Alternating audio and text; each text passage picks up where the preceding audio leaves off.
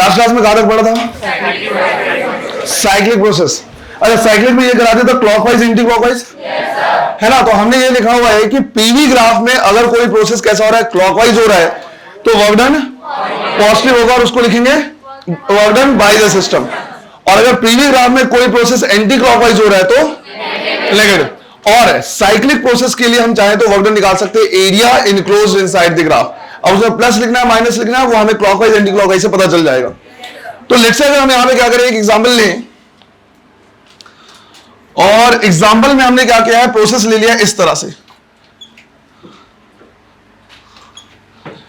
Right. और value हमने क्या किया है, लिया हुआ है कि यहां पे हमारा वॉल्यूम है लेट्स से V0, टेम्परेचर है T0, यहां पे वॉल्यूम है 2V0 और यहां पे टेम्परेचर है 3T0, और बोला हुआ है कि हमने n मोल्स ऑफ गैस लिया हुआ है। इस n मोल ऑफ गैस के लिए हमें क्या करना है, निकालना है वर्क डन, और ये भी निकालना है कि पॉजिटिव होगा या नेगेटिव होगा। तो क्लॉकवाइज दिख रहा है, पॉजिटिव या नेगेटिव, कुछ भी नहीं बता सकते, ग्राफ VT है। पॉजिटिव या नेगेटिव वाला जो कॉन्सेप्ट तुमने क्या किया, सीखा हुआ है, वो सिर्फ और सिर्फ किसके लिए, पीवी के लिए। यहां हमारे पास VT ग्राफ है। दूसरा, पॉजिटिव नेगेटिव नहीं बता सकते, area enclosed inside the graph का भी कोई लॉजिक यहां पे नहीं लगेगा। तो निकालेंगे कैसे वर्क डन, वही इंडिविजुअल स्टेप्स को क्या करेंगे, ऐड करेंगे। तो इंडिविजुअल स्टेप्स को ऐड करके हम क्या करेंगे, वर्क डन निकालेंगे। ट्राई करोगे एक बार, चलो करो। -2 nRT ln2। देखो करने का तरीका रहेगा कि अगर मुझे क्या करना है, टोटल वर्क डन निकालना है, तो जितने भी स्टेप्स है सारे प्रोसेस, सारे स्टेप्स के वर्क डन को ऐड करना होगा। क्योंकि हमारा वो जो लॉजिक कि area enclosed inside the graph, वो सिर्फ और सिर्फ पीवी के लिए है, इसमें नहीं। क्लॉकवाइज एंटी क्लॉकवाइज वो भी लॉजिक हमने किसमें सीखा हुआ है, राइट, पीवी के लिए। यहां पे ग्राफ है VT का, तो इंडिविजुअल स्टेप्स हम क्या करेंगे, ऐड करेंगे। तो लेट्स से ये वाला प्रोसेस, ये वाला पॉइंट मान लिया A, ये B, C और D। इसका मतलब है कि हमें बेसिक से शुरू करना पड़ेगा। अगर हम वर्क डन लिखेंगे तो हम लिखेंगे work done in AB plus work done in BC plus work done in CD and work done in DA, ऐसा हमें लिखना पड़ेगा। अब अगर हम क्या करें, चेक करें, तो प्रोसेस A से B कौन सा प्रोसेस है, आइसोथर्मल, और किस टेम्परेचर पे हो रहा है, T0 पे। तो हम यहां पे लिखेंगे nRT0 ln V2 by V1, ये हो जाएगा V2 और ये हो जाएगा V1, तो V2 by V1। फिर B से C अगर प्रोसेस देखे, आइसोकोरिक, राइट, आइसोकोरिक, तो इससे वर्क डन कितना, 0। फिर अगर C से D देखे तो आइसोथर्मल, और किस टेम्परेचर पे हो रहा है, 3T0 पे। अगर तुमने गलती से यहां पे T0 लिखा होगा तो आंसर 0 भी आ रहा होगा, है ना, कुछ लोग आंसर 0 आ जाएगा अगर यहां पे nRT लिखा होगा। ध्यान रखना है आइसोथर्मल है, पर किस टेम्परेचर पे, 3T0 पे। तो यहां हम लिखेंगे nR 3T0 ln, अब इस एरो से पता चलेगा कि ये V2 है और ये V1 है, तो हम लिखेंगे V0 डिवाइड बाई 2V0। फिर रहा D से A, कैसा है, आइसोकोरिक, वर्क डन कितना, 0। तो यहां से अगर हम क्या करें देखें, तो हम लिख सकते हैं कि भाई जो वर्क डन है V0 divide by V0 cancel, क्या बचा, ln2। तो यहां पे हमारे पास बच रहा है nRT0 ln2 प्लस यहां पे हमारे पास बच रहा है 3nRT0 ln1/2, तो राइट, ln1/2। अब ln1/2 को हम चाहे तो माइनस ln2 लिख सकते हैं। तो अगर यहां पे लिखे तो nRT0 ln2 minus 3nRT ln2 लिख सकते हैं। तो माइनस होगा तो वर्क डन हमारे पास आ जाएगा -2nRT0 ln2। माइनस आ रहा है, work done by the system on the system, right. तो हम लिख सकते हैं ये कैसा है, work done on this system, right. उसके अपोजिट आ रहा है, VD ग्राफ में क्लॉकवाइज है तो माइनस आ रहा है। हो सकता है आंसर में ln2 की वैल्यू पुट करके ला दिया हो, तो अगर ln2 की वैल्यू पुट करनी हो तो ln2 की वैल्यू 0.693 वो पुट कर देंगे। बेस 10 की वैल्यू 0.3010 होता है ना। बेस E की वैल्यू अगर रखे तो 0.693 वो पुट करके आंसर रख सकते हैं। क्लियर है ये? अगर ये समझ में आ गया है तो एक क्वेश्चन होमवर्क में तुम क्या करना है, खुद से सॉल्व करना है इसको, या होमवर्क क्या अभी हम जब अभी क्लास के लिए दोबारा मिलेंगे तो उस टाइम पे तुम उसको बता सकते हो। सेम क्वेश्चन है, बस मैंने यहां पे क्या कर दिया है, पीटी ग्राफ दे दिया है, राइट। क्वेश्चन बिल्कुल सेम है, बस VT की जगह पे हमने PT ग्राफ दे दिया है, और ये भी कैसा है, क्लॉकवाइज है। इनफैक्ट वैल्यू भी बिल्कुल इक्विवेलेंट है, मतलब यहां पे P0, यहां पे 2P0, यहां पे T0 और यहां पे 3T0, right? Point A B C और डी है। तो सॉल्व करने का तरीका अगेन यहां पे कोई क्लॉकवाइज एंटी क्लॉकवाइज वाला लॉजिक, पीवी वाला नहीं लगेगा, area enclosed inside the graph वाला भी नहीं लगेगा। क्वेश्चन वही है, क्या है? n मोल्स ऑफ गैस है, right? n moles of gas है और तुमको क्या करना है? वर्क डन निकालना है। तो इसको होमवर्क में लिख लेना है, बाद में इसको भी क्या करना है? सॉल्व कर लेना। क्लियर है ये? चलो, पैटर्न बिल्कुल वही होगा। जहां जहां आइसोकोरिक आ रहा था वहां पे कैसा आ जाएगा? आइसोबैरिक, पर थोड़ा सा एक स्टेप बढ़िया है, आराम से इसको सॉल्व कर सकते हो। अब देखो, यहां पे जो भी क्वेश्चन हमने लिया है इसमें ग्राफ ऑलरेडी दिया हुआ है। अब अगर ग्राफ ऑलरेडी दिया हुआ है तो आधा काम तो वैसे भी हो गया कि ग्राफ बना हुआ है, हमें बस क्या करना है? क्वेश्चन सॉल्व करना है। पर जब लैंग्वेज दिया होता है तो क्वेश्चन हमें थोड़ा सा डिफिकल्ट लगता है, क्योंकि वहां पे दो काम होता है। पहले तो क्वेश्चन को समझना कि वो पूछना क्या चाह रहा है, और जब ये समझ में आ जाए कि वो पूछना क्या चाह रहा है उसके बाद एक्चुअली सॉल्व करना। जब सारे डायग्राम्स वगैरह दिए जाते हैं तो क्वेश्चन जनरली सॉल्व करना होता है, पर लैंग्वेज में हमें क्वेश्चन को समझना भी पड़ता है। तो अगला क्वेश्चन जो है उसमें मैं सिर्फ और सिर्फ क्या कर रहा, लैंग्वेज लिखा रहा, उसको क्या करना है? तुमको समझना है और सॉल्व करना है ना? क्वेश्चन लिखना है, a gas has initial pressure and volume,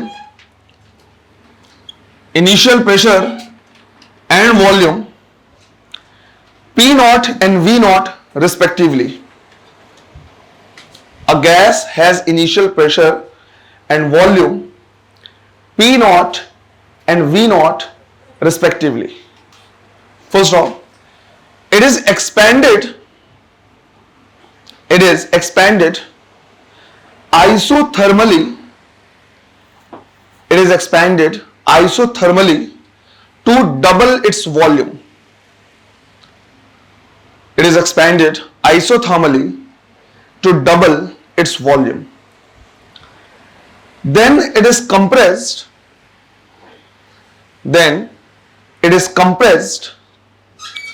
Isobarically. Then it is compressed isobarically to its initial volume. It is compressed isobarically to its initial volume, and then it is taken to its original stage, your original step, your original point लिख सकते हो.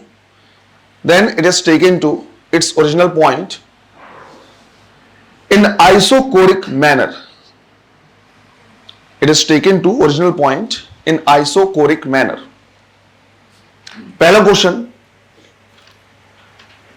draw its pressure versus volume graph. Draw its pressure versus volume graph. Second, find the work done.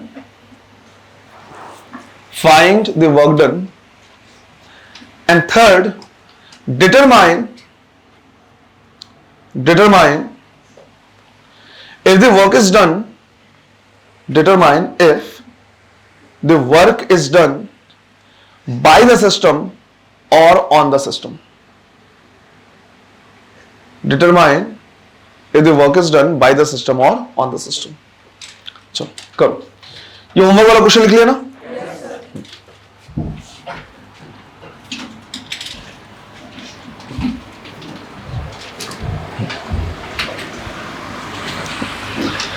अब graph के draw करने का मतलब ये होता है कि प्रॉपर रिप्रेजेंटेशन के साथ, कहां पे कितना प्रेशर है, कहां पे कितना वॉल्यूम है, एरो वगैरह सब कुछ इंडिकेट करके, है ना? तो प्रॉपर ग्राफ ड्रॉ करना है। चलो करो, सही तरीके से नहीं लिखा है। इनिशियल तुम 2P0 और बाद में P0, इस चीज को समझो। P0 का हाफ P0/2 लिखा जा सकता है, कहां पे गड़बड़ी कर रहे हो वो समझ लो।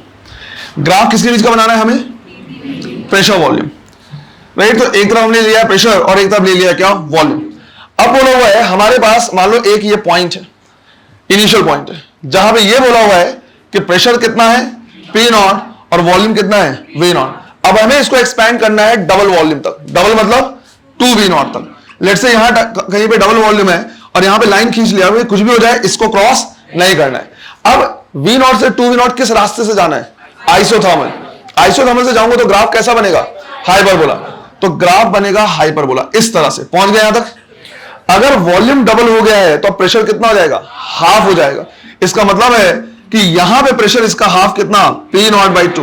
हम जबरदस्ती यहां पे 2 पी नॉट और पी नॉट लिख रहे हैं, बेटा हाफ मतलब पी नॉट बाई टू लिख सकते हैं क्योंकि क्वेश्चन नहीं दिया हुआ इस तरह। फिर यहां तक पहुंच गए, है ना। अब यहां पहुंचने के बाद क्या बोला है, हम इसको क्या कर रहे हैं, आइसोबैरिकली ओरिजिनल, मतलब प्रेशर चेंज नहीं होना चाहिए लेकिन ओरिजिनल वॉल्यूम वी नॉट तक आना है। तो हम ये इस तरह से आएंगे इसको ओरिजिनल वॉल्यूम तक, ये आ गए वी नॉट तक, यहां तक पहुंच गए। फिर बोला ओरिजिनल पॉइंट तक जाना है आइसोकोरिकली, तो इस तरह से जाएंगे हम ऐसे, ये हो जाएगा हमारा ग्राफ। लेट से ये हो गया ए, राइट, ये हो गया बी, ये हो गया सी, ऐसे ये ग्राफ होगा। अब हमें क्या करना है, निकालना है वर्क डन। तो वर्क डन कायदे से कैसे निकालना चाहिए, area enclosed inside the PV graph, but curve है, और अगर कर्व है तो area enclosed inside the PV graph, बल्कि कैसे निकालेंगे, स्टेप वाइज। तो यही चीज मैं कल वाली क्लास में समझाना चाह रहा था कि भले हमारे पास शॉर्ट ट्रिक आ गया है, हमारे पास फॉर्मूला आ गया है कि एरिया इनक्लोज्ड पीवी ग्राफ निकाल सकते हैं, बट बेसिक हमेशा बेसिक ही होता है, उसी से सॉल्व करना पड़ेगा। तो वीटी साइक्लिक था, उसके बावजूद बेसिक सॉल्व करना पड़ा, पीवी का ही साइक्लिक है, उसके बावजूद एक स्टेप, हर स्टेप को क्या करोगे, ऐड करोगे। पहले का आंसर ये आ गया। तीसरा पूछा हुआ है कि work done by the system या on the system, right, clockwise है, बता सकते हैं work done by the system, और वर्क डन कैसा आएगा, पॉजिटिव। तो ये थर्ड का आंसर आ गया सीधे। अब वो प्रूव भी कर सकते हैं सेकंड से सॉल्व करके। तो वर्क डन हम लिखेंगे work done in A B plus work done in B C plus work done in C. A से बी कौन सा प्रोसेस है, कौन सा है, आइसोथर्मल। अगर आइसोथर्मल है तो हम लिख सकते हैं, लिखने का फॉर्मूला क्या है, एनआरटी पर टेम्परेचर तो है नहीं ना, तो P1 V1 वाला टर्म भी तो लिखा था, तो P1 V1 ln V2 by V1, तो P1 V1 की जगह पे P not V not ln V2, V2 2 V not divide by V not.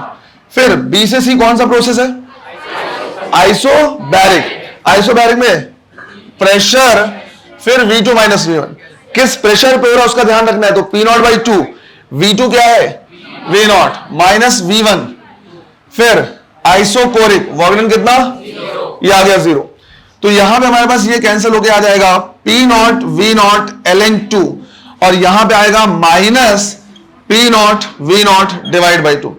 ln 2 की वैल्यू 0.693, तो P नॉट V नॉट 1/2 को 0.5 P नॉट V नॉट लिखा जा सकता है, तो आंसर आ जाएगा 0.193 P नॉट V नॉट। तो ऐसे क्वेश्चन में हमें पहले प्रॉब्लम को समझना भी पड़ेगा, उसके बाद सॉल्व करना पड़ेगा। और खुद पॉजिटिव आ रहा है, पॉजिटिव आ रहा है मतलब work done by the system. Clear है ये, चलो कर लो। ऑफ थर्मोडायनेमिक्स तक पहुंचना है, और वहां पे हम लिखेंगे dq is equal to du plus dw। जब हम पढ़ना शुरू किए थे तो मैंने सीक्वेंस बताया था कि सबसे पहले हम dq को पढ़ेंगे सारे प्रोसेस के लिए, तो सारे स्टैंडर्ड प्रोसेस के लिए हमने इसको पढ़ लिया। नॉन स्टैंडर्ड के लिए पढ़ना है पर उसके लिए पहले थोड़ा सा आगे बढ़ना पड़ेगा, तो इसलिए हमने इसको सिर्फ स्टैंडर्ड के लिए पढ़ा। अगला स्टेप था वर्क डन पढ़ना, तो वर्क डन को हमने सारे स्टैंडर्ड प्रोसेस के लिए पढ़ लिया, साइक्लिक प्रोसेस के लिए पढ़ लिया, पॉलीट्रॉपिक के लिए भी हम निकाल सकते हैं एरिया अंडर दी ग्राफ से, उन सबको हम क्या कर सकते हैं, सॉल्व कर सकते हैं। तो जब हमने इसको पढ़ लिया और इसको पढ़ लिया, तो अब हमारी बारी किसको पढ़ने की, internal energy. But internal energy पढ़ने से पहले हमारे पास कुछ और क्वेश्चंस है, कुछ डिफरेंट टाइप के क्वेश्चंस है, पहले उसका आंसर हमको चाहिए। जैसे तुमको मैंने क्या किया था, जब साइक्लिक प्रोसेस पढ़ाया था तो यहां पे एक स्टेप लिया था, एक प्रोसेस लिया था पॉलीट्रॉपिक, राइट, एक पॉलीट्रॉपिक प्रोसेस लिया था, और वो polytropic process pressure versus volume में कुछ इस तरह का था, राइट, ऐसे था। और हमने बोला था कि ये जो प्रोसेस है वो आइसोथर्मल नहीं है। याद करो साइक्लिक में इसी से शुरू किया था, इसके बावजूद कि दोनों पॉइंट का टेंपरेचर क्या है, सेम है। तो वापस से थोड़ा रिकॉल करते हैं। क्वेश्चन ऐसा था कि भाई यहां का जो प्रेशर है वो T2 P नॉट है, और यहां का जो प्रेशर है वो P नॉट है, यहां का जो वॉल्यूम है वो V नॉट है, और यहां पे 2V नॉट है। अब ये आराम से कंफ्यूजन का वो बनता है कि भाई जब A से B हम क्या कर रहे हैं, जा रहे हैं, तो वॉल्यूम क्या हो रहा है, डबल, और प्रेशर क्या हो रहा है, हाफ, राइट। अब वॉल्यूम डबल हो रहा है, प्रेशर हाफ हो गया, प्रोसेस कौन सा, तो एक बहुत इजी सा कंफ्यूजन होता है कि सर हो सकता है ये आइसोथर्मल है, लेकिन इस बात पे हमने ऑलरेडी डिस्कशन किया हुआ है कि ये आइसोथर्मल नहीं है, क्योंकि अगर ये आइसोथर्मल होता तो ग्राफ हाइपरबोला बनता, बट ये ग्राफ हाइपरबोला नहीं है। फिर मैंने बोला कि इसमें कंफ्यूज करने की कोशिश तुमको और ऐसे करेगा कि भाई यहां का भी जो टेम्परेचर है वो T है, और यहां का भी टेम्परेचर क्या है, T। ऐसा इसलिए बोल रहे हैं क्योंकि हमें पता है pressure multiplied by volume is directly proportional to T। अगर तुम चेक करो तो ए के लिए 2p0 v0 और बी के लिए p0 into 2v0, basically 2p0 v0। तो यहां पे प्रेशर और वॉल्यूम का जो मल्टीप्लिकेशन है यहां भी सेम वही है। तो अगर पीवी का मल्टीप्लिकेशन सेम है तो टेम्परेचर भी दोनों क्या होंगे, सेम होंगे। तो ए और बी दोनों पॉइंट पे टेम्परेचर सेम है, उसके बावजूद ये आइसोथर्मल नहीं है। तो हम ये बोलते हैं कि भाई आइसोथर्मल ऐसा प्रोसेस होता है जिसमें through out the process temperature क्या हो, कांस्टेंट। मतलब दिमाग में कहीं ना कहीं आएगा कि इसमें through out the process temperature constant नहीं रहा होगा। तो अगर यहां टेम्परेचर टी है, यहां टेम्परेचर टी और बीच में टेम्परेचर बदला तो दो चीजें हो सकती है, या तो पहले बढ़ गया होगा फिर कम होकर टी होगा, या तो पहले कम हो गया होगा फिर बढ़ के टी हो। क्वेश्चन यही क्या करता है, पूछ लेता है, एग्जाम में आया क्वेश्चन इस तरह से कि बीच में टेम्परेचर क्या हुआ था, है ना। तो क्वेश्चन लिखना है,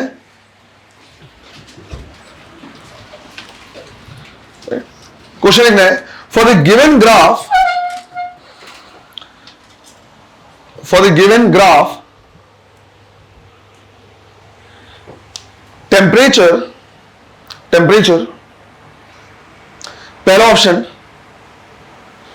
ऑप्शन है remains constant, remains constant throughout the process,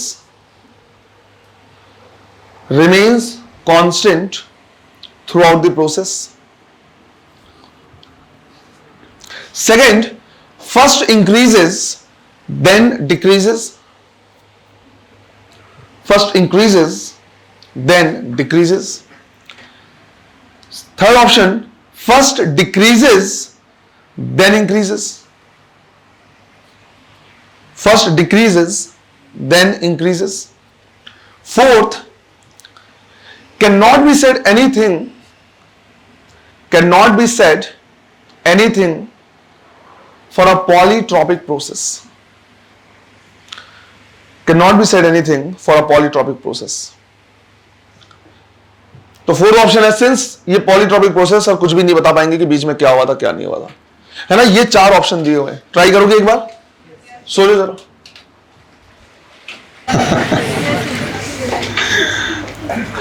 first नहीं हो सकता ऑब्वियसली। फोर्थ, फोर्थ कह रहे हैं कुछ लोग, सर पॉलीट्रॉपिक का कुछ नहीं बताया जा सकता। ठीक है, एक्चुअली बताया जा सकता है बेटा, अदरवाइज क्यों इतना डिस्कशन करते, सीधा बोलते पॉलीट्रॉपिक का कुछ नहीं बताया जा सकता। चलो ठीक, देखो थोड़ा सा लॉजिकल तरीके से हम इसको क्या करेंगे, समझेंगे, सही तरीके से ध्यान देना। मुझे पता है कि पॉइंट ए और पॉइंट बी का टेम्परेचर सेम है, बीच में टेम्परेचर सेम नहीं था, क्योंकि अगर टेम्परेचर सेम होता तो ये जो ग्राफ होता वो इस तरह का बनता, राइट, ऐसे बनता। और इसमें हम क्या कर सकते थे, बता सकते थे कि भाई ये वाला जो प्रोसेस है हमारे पास, राइट, ये है कैसा, पॉलीट्रॉपिक, और ये जो पाथ है ये है आइसोथर्मल। ये वो रास्ता है जिसके हर पॉइंट पे टेम्परेचर क्या है, सेम है, राइट, हर जगह पे टेम्परेचर टी है, लेकिन इसमें बीच में टेम्परेचर चेंज हो गया। अब कैसे डिटरमाइन करेंगे, तो यहां से रास्ते अलग हुए और ऐसे चलते हुए यहां पे पहुंचा। जब ये आगे इस तरह से अलग हुआ तो जब अलग हुए तो उनमें मैं क्या कर रहा, दो करस्पॉन्डिंग पॉइंट ले रहा, सिमिलर पॉइंट्स ले रहा। एक पॉइंट इसमें ले लिया और दूसरा पॉइंट इसमें ले लिया। इमेजिन करो कि दो दोस्त एक साथ चलना शुरू किए, तो एक यहां पहुंचा है दूसरा यहां पहुंचा है, एक इस रास्ते में दूसरा इस रास्ते में। ये बोल रहा है कि भाई ऐसा है कि मैं अभी जिस रास्ते पे हूं उसका टेम्परेचर है टी, जिस टेम्परेचर से हम चलना शुरू किए थे वही टेम्परेचर अभी भी है, राइट। अब इसको नहीं समझ में आ रहा कि अरे इसका टेम्परेचर ज्यादा है या कम है। तो ध्यान से देखो, जो टेम्परेचर हम निकालेंगे वो किससे निकालेंगे, प्रेशर और वॉल्यूम को मल्टीप्लाई करके। इस पॉइंट के लिए ये प्रेशर है और ये वॉल्यूम है, और इन दोनों का मल्टीप्लिकेशन टी देगा। जो टेम्परेचर यहां पे वही टेम्परेचर यहां पे। इस पॉइंट के लिए अगर मैं प्रेशर देखूं तो थोड़ा सा ज्यादा है, वॉल्यूम देखूं तो थोड़ा सा, मतलब इस पॉइंट का टेम्परेचर थोड़ा सा ज्यादा होगा टी से। बात आई समझ में, राइट। करस्पॉन्डिंग पॉइंट जब हम देख रहे हैं तो हम कह रहे हैं यहां का टेम्परेचर टी होना चाहिए और उसके लिए प्रेशर पी और वॉल्यूम भी। हमें पता है कि कहीं भी निकालो P1 V1 is equal to P2 V2 होगा, मतलब इसके लिए प्रेशर और वॉल्यूम का मल्टीप्लिकेशन T के करस्पॉन्डिंग होना चाहिए। उसी का सिमिलर पॉइंट जब हमने यहां पे देखा तो हमने बोला यार इसके लिए जो प्रेशर है इससे थोड़ा सा ज्यादा है और वॉल्यूम भी इससे ज्यादा है, मतलब इन दोनों का मल्टीप्लिकेशन जो होगा वो भी T से क्या होगा, ज्यादा होगा। तो इन लोग साथ साथ चले थे, इसके लिए temperature through out the constant रहा, लेकिन इसके लिए टेम्परेचर बीच में क्या हो गया था, बढ़ा था, और बाद में कम होकर फिर से कितना हो गया, T हो गया। तो आंसर क्या देंगे, फर्स्ट इंक्रीजेस देन डिक्रीजेस। ऐसे हम क्या करेंगे, इसको डिटरमाइन करेंगे, है ना। प्रॉपर एक्सप्लेनेशन लिख लेना, ऐसा ना हो कि बाद में भूल जाओ सिर्फ इतना डायग्राम देख के, है ना। लिखो करना है ग्राफ में, एक और चीज देखना है, ग्राफ का कन्वर्जन। तो पहले समझ लो, लेट्स से यहां पे मैंने प्रेशर वर्सेस टेम्परेचर का ग्राफ दिया है। अब जो प्रेशर वर्सेस टेम्परेचर का ग्राफ है वो कुछ इस तरह का है।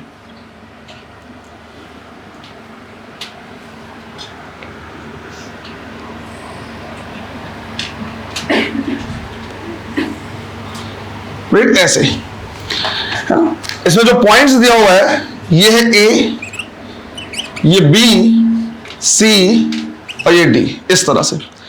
इसमें ये बोला हुआ है कि जब लाइन ए बी और सी डी को एक्सटेंड करते हैं तो ये ऑरिजिन से पास होता है, और जो बीसी वाला लाइन और एडी वाला लाइन है वो एक्स एक्सिस का क्या है, पैरेलल है। तो इस पर्टिकुलर ग्राफ को हमें कन्वर्ट करना है किसमें, पीवी ग्राफ में। और जब पीवी ग्राफ में कन्वर्ट करेंगे तो प्रॉपर एरो के साथ। क्लियर है ये?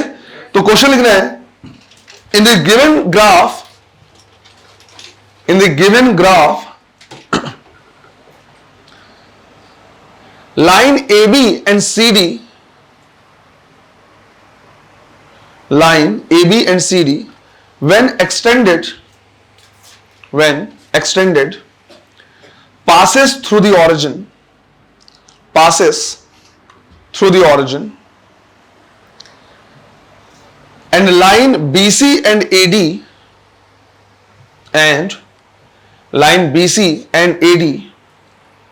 are parallel to the x-axis,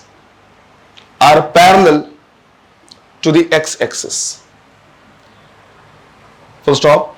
Convert this graph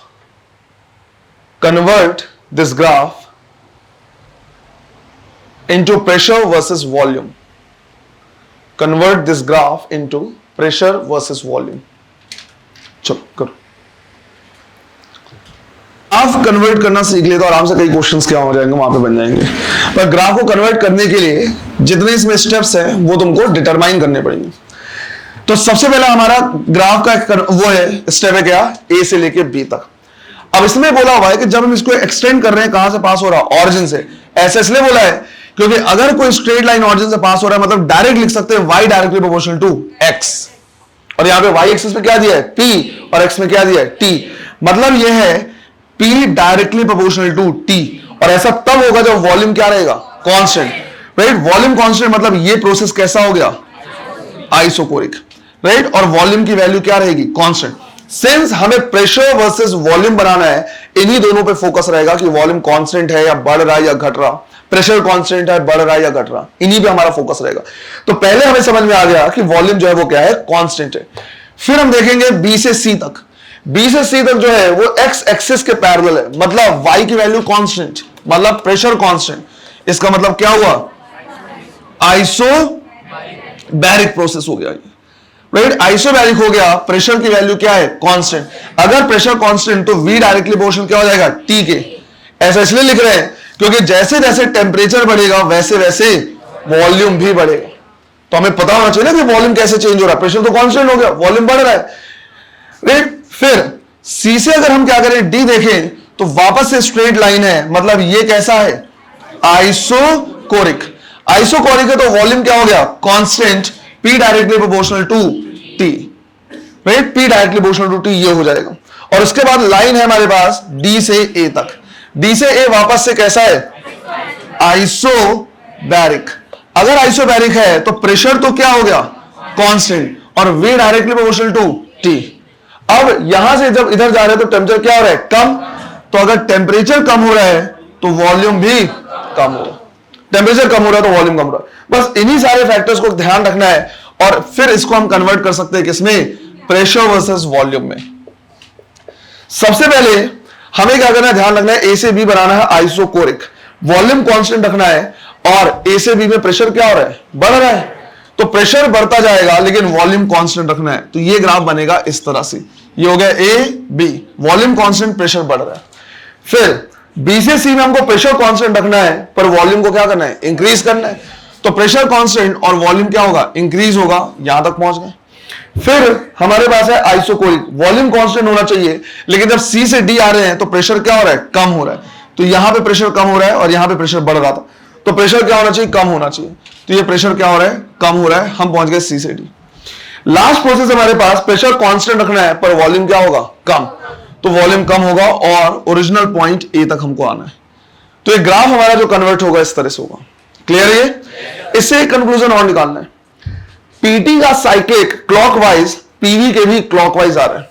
इसका मतलब है कि अगर पीटी ग्राफ में साइक्लिक क्लॉकवाइज प्रोसेस दिया हुआ है तो पीवी ग्राफ में भी कैसा आएगा, क्लॉकवाइज ही आएगा। इसका मतलब ये हुआ कि भाई क्लॉकवाइज के लिए वर्क डन पॉजिटिव है तो इसमें भी वर्क डन। तो याद करो, एक होमवर्क क्वेश्चन दिया हुआ है, होमवर्क क्वेश्चन है पीटी में क्लॉकवाइज प्रोसेस दिया है, नहीं दिया? इसका मतलब उसका जो आंसर आएगा क्या आएगा वो नहीं पता, लेकिन पॉजिटिव ही आएगा, वो कंफर्म है। इसी तरह से एक वीटी का क्वेश्चन करवाया हुआ है, वीटी में क्लॉकवाइज था, नेगेटिव आया। मतलब ये हुआ कि कल को मैं सेम क्वेश्चन, राइट, ग्राफ का क्वेश्चन वीटी दे दूं, ये वॉल्यूम कर दूं और मैं बोलूं उसको कन्वर्ट करना है किसमें, पीवी में, तो एक चीज तो श्योर है, वो कैसा आएगा, एंटी क्लॉकवाइज। राइट, अगर वीटी का क्लॉकवाइज है तो वो पीवी में जब कन्वर्ट होगा तो कैसा आएगा, एंटी क्लॉकवाइज। और एंटी क्लॉकवाइज के लिए वर्क डन नेगेटिव, तो वीटी का क्लॉकवाइज भी नेगेटिव, और वही तो आया था -2 nRTL × राइट। तो चीजों को रिलेट करना सीखो। तो ये हमने क्या कर लिया, वर्कडन के बारे में सीख लिया, एक दो क्वेश्चन जो इधर उधर के थे वो। अब जब हम ये सीख चुके हैं तो अब हमें सीखना है किसके बारे में, इंटरनल एनर्जी के बारे में। इसको तुरंत नोट करो, अब सीखेंगे इंटरनल एनर्जी के बारे में। चलो फिर हमें क्या करना है, देखना है डेफिनेशन ऑफ इंटरनल एनर्जी। और जो इंटरनल एनर्जी का डेफिनेशन है यही हमारा बेसिकली क्या है, first law of thermodynamics.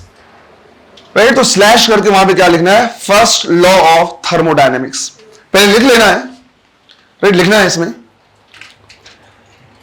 In a thermodynamic system, in a thermodynamic system, the difference of, in a thermodynamic system, the difference of net heat exchange, difference of net heat exchange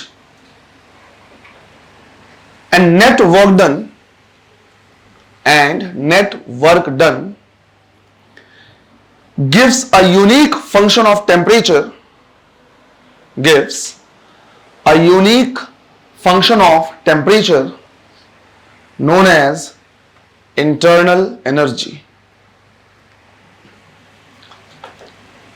gives a unique function of temperature known as internal energy। यहां भी जो बोला गया वो ये कि हमारे पास मान लो कोई थर्मोडायनेमिक सिस्टम है, उसमें जितना भी हीट एक्सचेंज हुआ है, चाहे दिया है चाहे लिया है, और जितना भी वर्क डन हुआ है, इनका जो डिफरेंस होगा वो हमें एक ऐसा फंक्शन देगा जो सिर्फ और सिर्फ डिपेंड करेगा किस पे, टेम्परेचर के चेंज पे। ये जो है वो यूनिक फंक्शन ऑफ टेम्परेचर है, मतलब सिर्फ डिपेंड कर रहा है किस पे, टेम्परेचर के चेंज पे, सिर्फ डिपेंड कर रहा है टेम्परेचर के चेंज पे। और इसी को हम बोलते हैं क्या, इंटरनल एनर्जी। कुछ पॉइंट इंटरनल एनर्जी के बारे में यहां पढ़ रहे हैं और कुछ पढ़ेंगे कहां पे, केटीजे में, काइनेटिक थ्योरी ऑफ गैसेस में।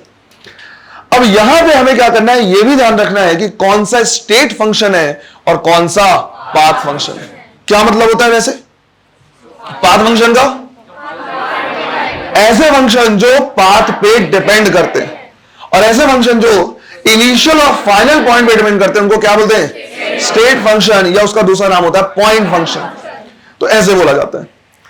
राइट, इनमें से कौन कौन से स्टेट और कौन से पाथ फंक्शन है, ये क्या है, डीक्यू क्या है, पाथ फंक्शन। कैसे,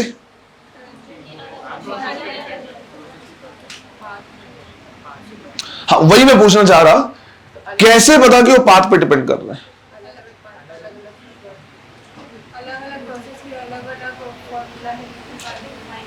गुड, डीडब्ल्यू क्या है, कैसे, वो पाथ फंक्शन कैसे सर हमको बता दिया गया पाथ फंक्शन इसलिए क्योंकि पाथ पे डिपेंड कर रहा है। मेरा क्वेश्चन वही है, कैसे पता चलेगा कि पाथ पे डिपेंड करेगा? समझो, रटने वाली चीज नहीं है ये, आराम से। तो ये पाथ फंक्शन है, ये भी पाथ फंक्शन है, इसको मैंने एक्चुअली तुमको बताया है बट तुम उसको रिलेट नहीं कर पा रहे। समझते हैं, पाथ फंक्शन ऐसा है जो डिपेंड कर रहा है पाथ पे, पर हमें पता होना चाहिए कि कैसे डिपेंड कर रहा है पाथ पे। हमें खुद कैसे पता चलेगा? दो टैक्सी सर्विसेज हैं, राइट? दो टैक्सी सर्विसेज हैं जिसको हमने बोला कि भाई मुझे भिलाई से जाना है कहां तक? रायपुर तक। पहले वाले सर्विस ने बोला कि अच्छा आपको जाना है कहां से कहां? भिलाई से रायपुर। अब अगर आप शॉर्टकट से जाओगे तो किराया अलग लगेगा, ट्रेन रूट से जाओगे तो किराया अलग लगेगा, और अगर हवाई जहाज से जाओगे तो किराया अलग लगेगा। अलग अलग रास्ते के लिए किराया अलग अलग है। जब छोटे रास्ते से आप जाओगे तो किराया कम लगेगा, ज्यादा बड़े रास्ते से जाओगे तो किराया ज्यादा। अब जाने को मुझे भिलाई से रायपुर है, पर उस सर्विस वाले का जो किराया है वो डिपेंड कर रहा है किस पे? पाथ पे। अलग अलग रास्ते के लिए अलग अलग किराया है, मतलब इसके लिए जो किराया हो गया वो एक तरीके से पाथ फंक्शन हो गया। मैं गया दूसरे सर्विस वाले के पास, दूसरे टैक्सी सर्विस वाले के पास, बोला मैंने भिलाई से मुझे कहां जाना है? रायपुर जाना है। उसने बोला भिलाई से रायपुर जाना है, इतना किराया लगेगा। मैंने बोला किस रास्ते? बोला कोई फर्क नहीं पड़ता, मैं आपको चाहे सीधा ले जाऊं, मैं ट्रेन में बैठा के ले जाऊं, मैं हवाई जहाज में बैठा के ले जाऊं, चाहे मैं आपको दिल्ली घुमाते हुए लेके जाऊं, सिंस आपका जाना भिलाई से रायपुर तक है, आपका किराया इतना लगेगा।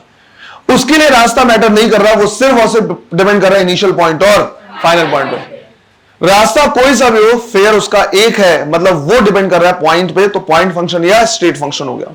अब हमें क्या करना है? वही देखना है। जब हम हीट की बात कर रहे हैं तो हीट में अलग अलग थर्मोडायनेमिक सिस्टम के लिए या अलग अलग थर्मोडायनेमिक प्रोसेस के लिए, और ये प्रोसेस और क्या है? रास्ता ही तो है। जब हम इनकी बात क्या कर रहे हैं, देख रहे हैं, तो मैंने बोला कि अलग अलग रास्ते के लिए अलग अलग किराया लगेगा, और अलग अलग रास्ते के लिए अलग अलग किराया लगेगा, मतलब पाथ फंक्शन हो गया। जब हमारा रास्ता था कैसा? आइसोकोरिक। जब हमारा रास्ता कैसा था? आइसोकोरिक, तो उन्होंने बोला भैया किराया आपका लगेगा NCV डेल्टा टी। इसने बोला कि आपका किराया लगेगा NCV डेल्टा टी। हम बोले कि अगर हम आइसोबैरिक रास्ते से जाए, तो उन्होंने बोला कि फिर आपका किराया लगेगा NCV डेल्टा टी। एक ने तो बोला आपका किराया ही नहीं लगेगा। अगर हम एडियाबेटिस में बोला कोई किराया नहीं, फ्री में चलो। तो ये सब बेसिकली है क्या? रास्ते ही तो है। अलग अलग रास्ते के लिए अलग अलग अगर फेयर लग रहा है, इसका मतलब वो पाथ पे डिपेंड, और अगर वो पाथ पे डिपेंड कर रहा है तो हम बोलेंगे ये कैसा हो गया? रटने की जॉब नहीं पड़नी चाहिए बेटा, खुद दिमाग लगना चाहिए कि यार अलग अलग फॉर्मूले पढ़े तो हमने, और ये प्रोसेस क्या है? अलग अलग रास्ते हैं, सबके लिए अलग अलग रास्ता आ रहा है। वर्क डन की बात करें, आंसर दे सकते हो? Path function. क्यों? अलग अलग पाथ के लिए अलग अलग किराया लग रहा है। अगर हमने बोला कि भाई आइसोकोरिक के पास जाना है, के पास उससे जाना है, उसने बोला किराया कितना? फ्री में चलो। वर्क डन कितना है? 0। हमने बोला हमें आइसोबैरिक से जाना है, तो उसने बोला फॉर्मूला आएगा PV2 माइनस V1। हमने बोला अगर हमें जाना है लेट से आइसोथर्मल से, तो आइसोथर्मल से उसने बोला DW is equal to NRT ln। ये जो रास्ते हैं, ये जो किराए हैं, अलग अलग है। किन्हीं के दिमाग में आ रहा है sir DW is equal to P1 V1 ln V2 by V1 भी लिख सकते हैं। किसी के दिमाग में आ रहा है sir DW is equal to NRT ln P1 by P2 भी लिख सकते हैं। क्या वो किराया अलग अलग है? नहीं, ये कैश से पेमेंट किया है, दूसरा UPI भी दिया है, तीसरा चेक से दिया है, पर अमाउंट सेम है। तो वो किराया अलग अलग नहीं है, किराया सेम है, मोड ऑफ पेमेंट क्या है? अलग अलग है, राइट? इसी को मैं चाहूं तो क्या कर सकता हूं? NRT ln P1 by P2 लिख सकता हूं। इसी को मैं चाहूं तो P1 V1 ln V2 by लिख सकता हूं। किराया अलग नहीं है, मोड ऑफ पेमेंट अलग अलग है, लेकिन हाँ ये सारे क्या है? अलग अलग है। तो अलग अलग रास्ते के लिए अलग अलग किराया, और इसका तो एग्जाम्पल भी हमने देखा है। हमने बोला V1 से V2 तक जाना है, एक बार आइसोथर्मल और एक बार एडियाबैटिक। क्या दोनों में वर्क डन सेम है? रास्ता अलग अलग और वर्क डन अलग अलग था या नहीं था? मतलब ये डिपेंड कर रहा है किस पे? तो हम सीधा सीधा क्या कर सकते, बोल सकते हैं कि भैया ये भी एक पाथ फंक्शन है। बात आ जाती है DU पे। अब इसमें से कुछ चीजें ऐसी हैं जिसको समझने के लिए थोड़ा सा हमको रुकना पड़ेगा, वेट करना पड़ेगा KTG। वहां भी मैं तुमको क्या करूंगा, जिस तरह से मैंने इसको एक्सप्लेन किया, इसको भी मैं एक्सप्लेन कर दूंगा, पर जब हमने इसका क्या किया, डेफिनेशन सीखा है, तो डेफिनेशन में हमने बोला कि ये क्या है, एक यूनिक फंक्शन ऑफ टेम्परेचर। लिखा है या नहीं लिखा है, राइट? तो डी यू के बारे में हमने लिखा है कि ये एक यूनिक फंक्शन ऑफ टेम्परेचर है, ये सिर्फ डिपेंड करता है किस पे, और किसी फैक्टर पे डिपेंड नहीं करता। अगर टेम्परेचर बदला तो ये बदलेगा, नहीं बदला तो नहीं बदलेगा। मतलब ये हमारा कैसा है, एक स्टेट फंक्शन है। और ऐसा क्यों हो रहा है ये भी क्लियर हो जाएगा, थोड़ा सा हम वेट करना है केटीजी का। और इसका हमारे पास सिर्फ एक ही फॉर्मूला होता है, और वो है एनसीवी डेल्टा टी। इसी फेयर को, इसी किराए को लिखने का दूसरा तरीका है F/2 NRDT। पर ये दोनों अलग अलग नहीं है, समझ में आ रही बात? ये दोनों अलग अलग नहीं है, क्या है, बिल्कुल सेम है, और फॉर्मूला एक ही है। F होता है डिग्री ऑफ फ्रीडम, ये आ जाएगा जब हम क्या पढ़ लेंगे थोड़ा सा केटीजी। एक ही फॉर्मूला है, कौन सा प्रोसेस है, कैसा प्रोसेस है, कोई मैटर नहीं करता। क्लियर है ये? तो स्टेट फंक्शन है या पाथ फंक्शन है, इन सबको रटना नहीं है बेटा, बिल्कुल भी खुद ही समझ में आ जाएगा, हमेशा ध्यान रहेगा, क्योंकि रटोगे तो भूलने के चांसेस हैं, और अंडर प्रेशर एग्जाम में तुम भूल सकते हो, पर अगर समझा हुआ है तो भूलोगे नहीं। स्टेट फंक्शन का दूसरा नाम point function, right? State function का दूसरा नाम पॉइंट फंक्शन। क्लियर है? मुझे यहां पे एक छोटी सी चीज और बतानी, टोटली अनरिलेटेड है, टोटली अनरिलेटेड है, लेकिन वो आदत हो गई है कि उसको मैं यहीं पे बताता हूं। अगर यहां पे नहीं बताऊंगा तो भूल जाऊंगा, वो टीचर्स की आदत हो जाती है, वो रट्टा जैसा बिल्कुल, कि हाँ कहां पे क्या रहा है। तो यहां पे मैं एक चीज और बता दे रहा, इससे टोटली अनरिलेटेड है। क्लास के बाद हम यहां से क्या करेंगे, कंटिन्यू करेंगे। अगर मान लो हमारे पास क्या है, कोई एक गैस है, तो उसके लिए सीवी सीपी ये सब डिपेंड करता है कि वो मोनोएटॉमिक है, डायएटॉमिक है या पॉलीएटॉमिक है। पर कई बार ऐसा होता है कि हमने कंटेनर लिया और कंटेनर में अलग अलग टाइप के गैस है, हीलियम भी है, कुछ नाइट्रोजन भी है, कुछ ओजोन भी है, इस तरह से। तो अगर उस मिक्सचर के लिए मुझे सीपी सीवी और गामा निकालना हो तो वो कैसे निकालेंगे, वो मैं यहां पे लिखा दे रहा। जितना काम ये यहां पे नहीं आएगा, उससे ज्यादा काम ये आएगा साउंड वेव के टाइम पे, वहां पे इसको ज्यादा निकालना पड़ेगा। तो अगर हमें कभी सीवी मिक्सचर निकालना हुआ तो इसको निकालने का तरीका है N1CV1 plus N2CV2 divide by N1 plus N2 plus N3, जहां पे जो N है वो है क्या, नंबर ऑफ मोल्स, राइट? कितना मोल है, और उस मोनोएटॉमिक, डायएटॉमिक, पॉलीएटॉमिक के लिए CV1 की वैल्यू कितनी, ऐसे करके निकाल सकते हैं, राइट? इसी तरह से अगर हमें CP मिक्सचर निकालना हुआ तो N1CP1 N2CP2 इस तरह से हम निकाल सकते हैं, divide by N1 plus N2 plus N3।